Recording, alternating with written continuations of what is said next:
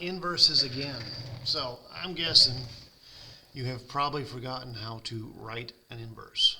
All right, the algebraic approach. So first step here is to swap x and y, and remember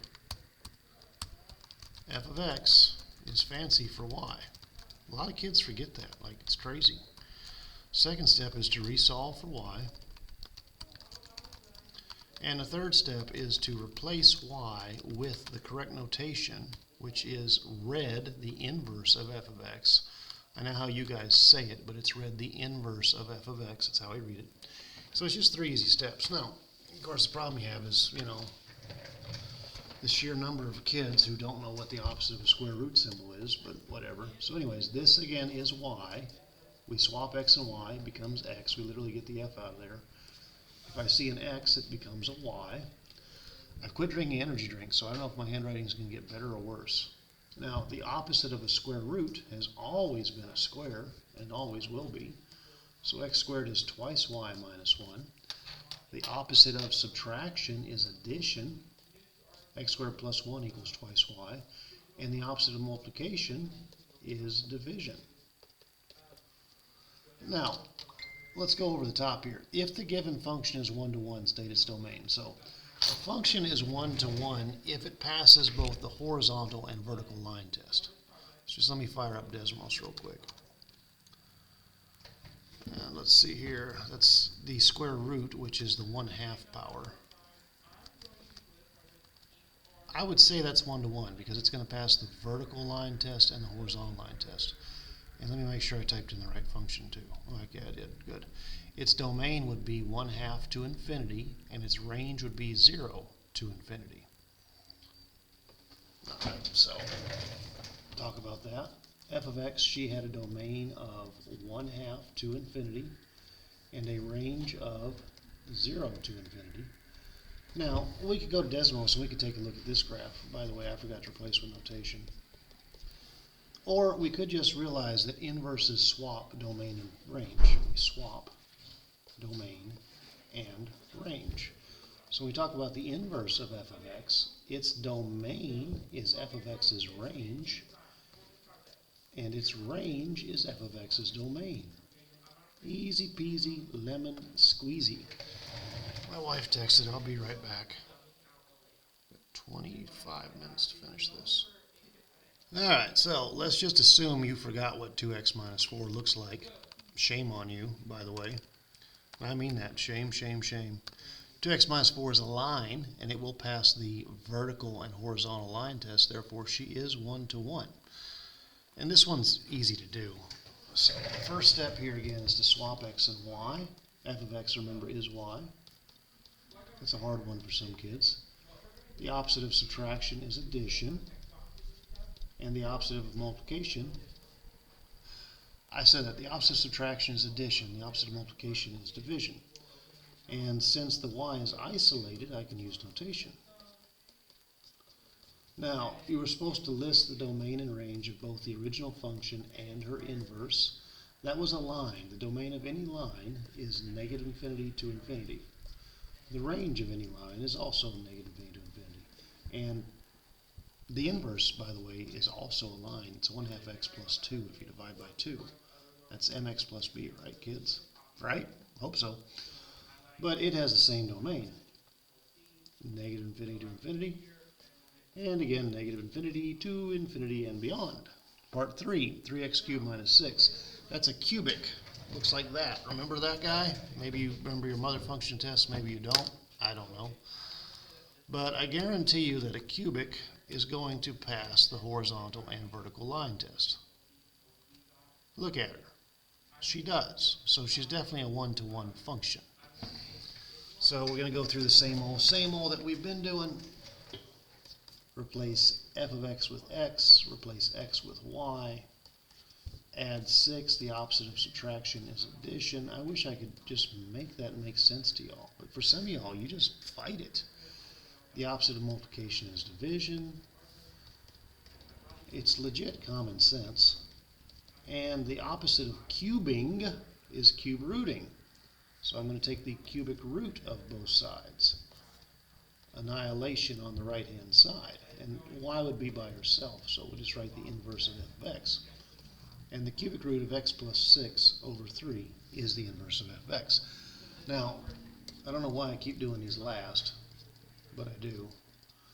The domain of the original function, we just looked at her. She ran left forever, she ran right forever, she went down forever, she went up forever. The domain and range are both negative infinity to infinity.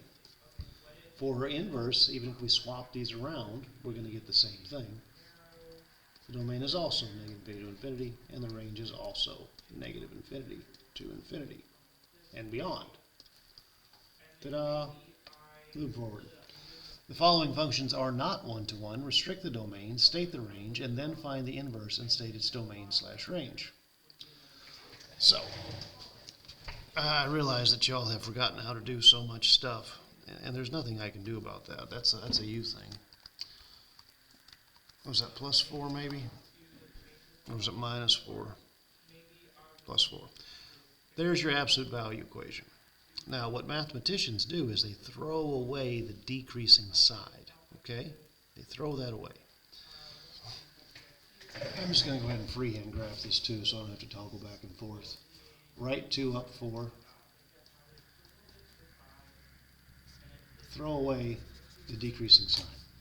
We're left with this piece. That's the piece we're going to keep. So when you talk about f of x's domain, we're restricting it so that we only keep from 2 to infinity. Need a bracket there, 2 to infinity. Her range, y value is 4, rises to infinity. Let's go ahead and take care of the inverse now while we're at it. We swap domain and range. So her domain is going to be 4 to infinity, and her range is going to be 2 to infinity. I just realized I have to teach this lesson in the 5th period. Ugh, it's going to be rough. Now, you probably don't remember this. Maybe you do, maybe you don't.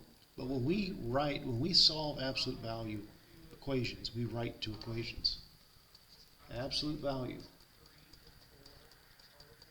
We write two equations, okay? One of them is as is. It's 2 times x minus 2 plus 4. And the other is 2 times negative x plus 2 plus 4, because we swap signs on the inside. Now, if you think about this guy, this is negative 2x. It's that piece right there, plus 8 actually. We threw it away. We kept the increasing side. So we're going to work with this piece and this piece only. Y equals twice x minus 2 plus 4. All right. We swap x and y. Let me go ahead and do the distributive property here while I'm at it. 2y minus 4 plus 4. So x is twice y, divide by 2, y is x over 2. And then we're going to use notation here. The inverse of the original function is simply 1/2 x. That's all it is, 1/2 x. Moving forward with our lives. This is 3 times x plus 3 squared minus 3. I'm not going to go to Desmos. This is left 3, down 8. All right. 1, 2, 3. 1, 2, 2, 3, 4, 5, 6, 7, 8. Be about right there. Slope is 3, rise 3, run 1 both ways because we're running a parabola. And it looks a little something like that. And again, mathematicians chunk the decreasing side, and that's how it's going downhill. So when I talk about my domain, I'm going to keep negative 3 on to infinity. My range is going to be negative 8, rising to infinity, and that's for f of x. When I talk about my inverse, I'm going to swap those two things around because that's what inverses do. They swap domain and range. It's going to be negative 8 to infinity. And the range is going to be negative 3 to infinity. All right, where are we at now?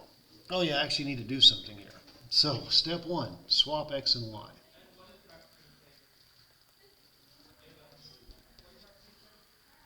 Easy things, add 8.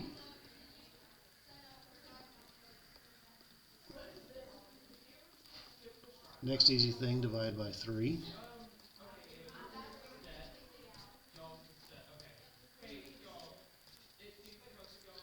The opposite of squaring is square rooting.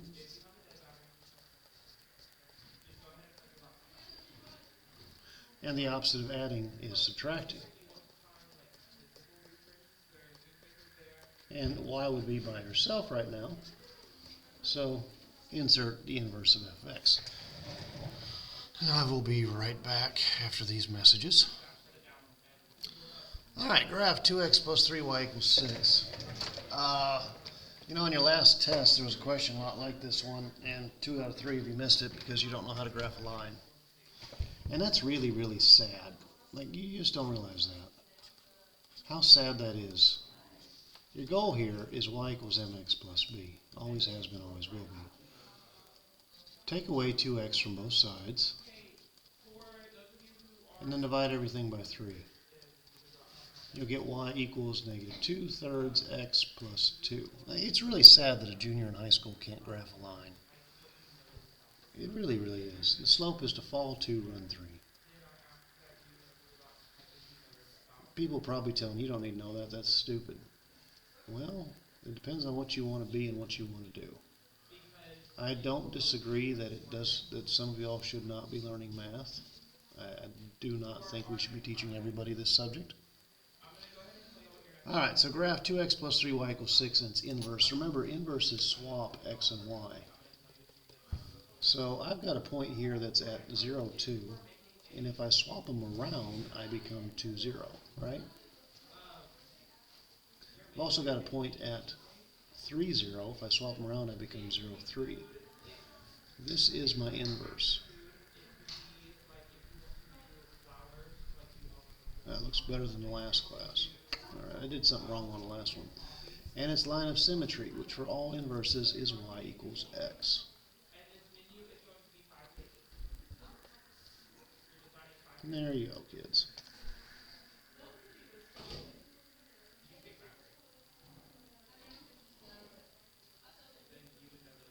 I guess that my grid is not perfect. It must not be a perfect square. All right, graph 3 times x minus 2 squared plus 3 and its inverse on the grid below. Be sure to include the line of symmetry. Let's start there. That's y equals x. Let's start with that. Notice how you try to go perfectly through the squares. Don't be lazy and just be quick. This is y equals x. Passes through the origin, has a slope of 1. All right, what do we got here? We have a right 2, and we have an up 3. Right 2, up 3. Now, the initial slope is 3. Rise 3 go both ways. But a mathematician would realize that this is not 1 to 1, and they would throw away the left-hand side because we keep the increasing side, not the decreasing side. Now, we're going to swap x and y. This is the point, looks like 2, 3. And this is the point, looks like 3, 6. 2, 3 is going to become 3, 2. 3, 6 is going to become 6, 3. And we are flipping, so what we draw has to be a mirrored flip of the original. It has to actually flip. Easy peasy, lemon squeezy. Shown is the graph of the inverse of f of x. What is the domain and range of f of x? Very good standardized question. Very good. So let's talk about the domain and range for the inverse. Okay?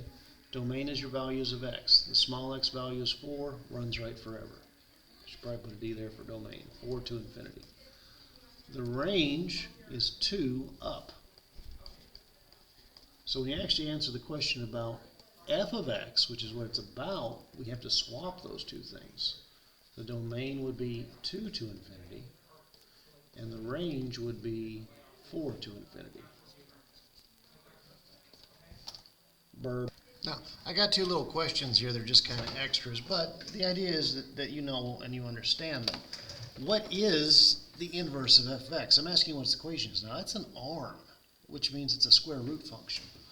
So it's something in the form y equals a times the square root of x minus h plus k. All right, well, here's a. A is 3.